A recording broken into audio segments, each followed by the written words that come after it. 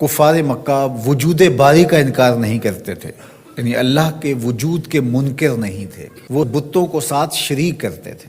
وہ کہتے تھے کہ اللہ موجود ہے، کار ساز حقیقی ہے، لیکن یہ بت بھی اس کے ساتھ کاموں میں شریک ہیں۔ اس وجہ سے وہ مشرک ہوئے۔ اس کی ذات میں یا اس کی صفات میں کسی کو شریک مانا جائے تو بندہ مشرک ہو جاتا ہے، کافر ہو جاتا ہے۔ دوسرا، وہ رسالت کے منکر نہیں تھے، نفس رسالت کے، کہ رسول نہیں ہوا کرتے۔ وہ کہتے رسول ہوا کرتے ہیں، آیا کرتے ہیں، ماضی میں بھی آئے ہیں، اب بھی آ سکتے ہیں، لیکن آپ نہیں ہو۔ تو رسالت کے منکر نہیں تھے، انتساب کے منکر تھے۔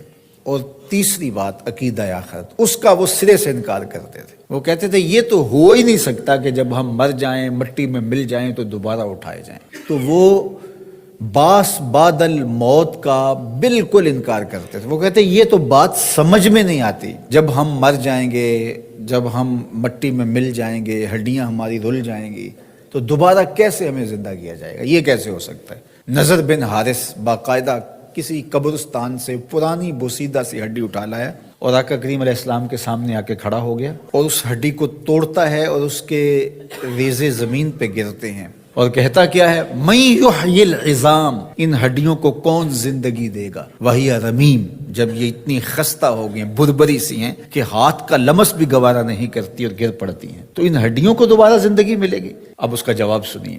اللہ اکبر، رب کا کلام تو پھر رب کا کلام ہے۔ کل، اے محبوب فرما دیجئے، یحییھا الذی انشأھا اول مرہ وہو بکل خلق علیم۔ جب یہ ہڈیاں نہیں تھیں، اب تو ہڈیاں ہیں، اب تو میٹیریل موجود ہے، بکھر گیا ہے، ٹوٹ گیا ہے۔ جب یہ ہڈیاں بھی نہیں تھیں، اس وقت جس رب نے انسان کو بنایا تھا وہ ہڈیوں کو جوڑ کے بھی بنا لے گا۔ ذرا غور کیجئے، دلیل کی کاٹ دیکھیے، دلیل کا رنگ اور آہنگ دیکھیے۔ یہ تو کہتے ہیں ان ٹوٹی ہوئی ہڈیوں کو کون جوڑے گا؟ کون ان کو دوبارہ زندگی دے گا؟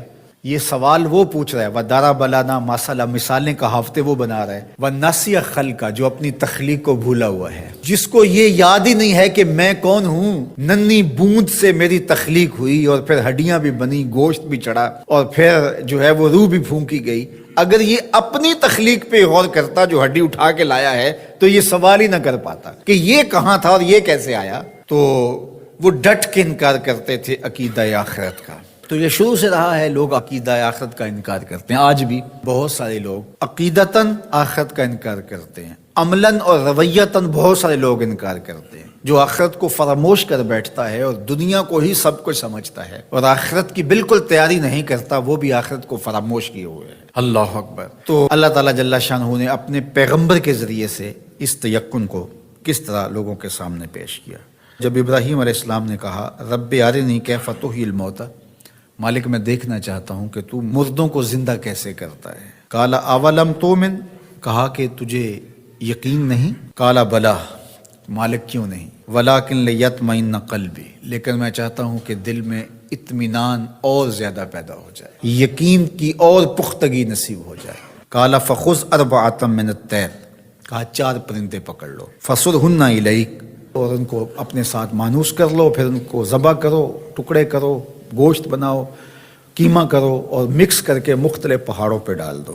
کہا اب ایک ایک کر کے جانور کو پکارتے جاؤ، یاتینک سعیا، آپ دیکھیں گے دوڑتے ہوئے تمہارے پاس آئیں گے۔ اب کسی کی ٹانگ کا قیمہ اس پہاڑ پہ ہے، کسی کی گردن کا قیمہ اس پہاڑ پہ ہے، کسی کے پروں کا قیمہ اس پہاڑ پہ ہے، کسی کے پیٹ کا قیمہ اس پہاڑ پہ ہے، لیکن جس جانور کو پکارا ادھر ادھر سے اس کے اجزاء نکلے، جڑے، اور وہ دوڑتے ہوئے جناب ابراہیم کی خدمت میں پہنچے۔ تو کہا ہم ایسے ہی مردوں کو زندہ کرتے ہیں۔ تو یہ ان کے یقین کو پختہ کرنے کے لیے تھا۔ تو تیقن کی دولت بہت بڑی دولت